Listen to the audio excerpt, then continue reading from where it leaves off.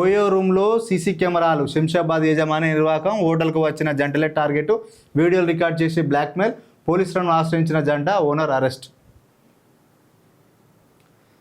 OYO రూమ్లు youth చూస్తానం కదా. ఈ ఓయో రూమ్లు అంటే ఇంకా మనం దీని గురించి చెప్పేది ఏముందంటే, యూత్ ఈ మధ్య అమ్మాయిలు అబ్బాయిలు ఇంకా ఇది విచ్చలవిడిగా అయిపోతుంది.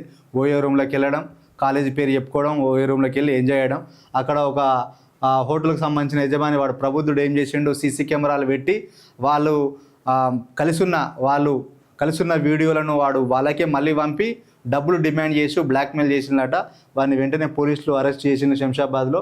సో ఇట్లాంటి వాటిపైన జాగ్రత్తగా ఉండాలి. ఇక్కడన్నా లాడ్జ్లలో కానీ కెమెరాలు ఉన్నాయి ఏం కానీ మనం సెల్ ఆన్ చేసుకుని డిటెక్టర్ ఆన్ చేసినప్పుడు ఆ రూమ్లో ఎక్కడ కెమెరా ఉన్నదో ఆ డిటెక్టర్ ద్వారా తెలుస్తుంది.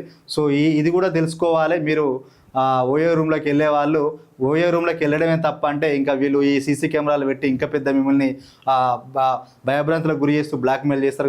కాబట్టి జాగ్రత్తగా ఉండాలి. చదువు పైన దృష్టి పెట్టాను తప్ప ఆ ఓయో రూమ్ల పైన దృష్టి పెట్టుడు కాదు, తిరుగుడు ఎంజాయ్ చేయడం కాదు. లైఫ్లో సెట్ అయిన తర్వాత అన్నీ వస్తాయి. అప్పటిదాకా ఓపిక పట్టి మంచి చదువు పైన, కెరీర్ పైన ఫోకస్ చేసుకోవాలి యువత.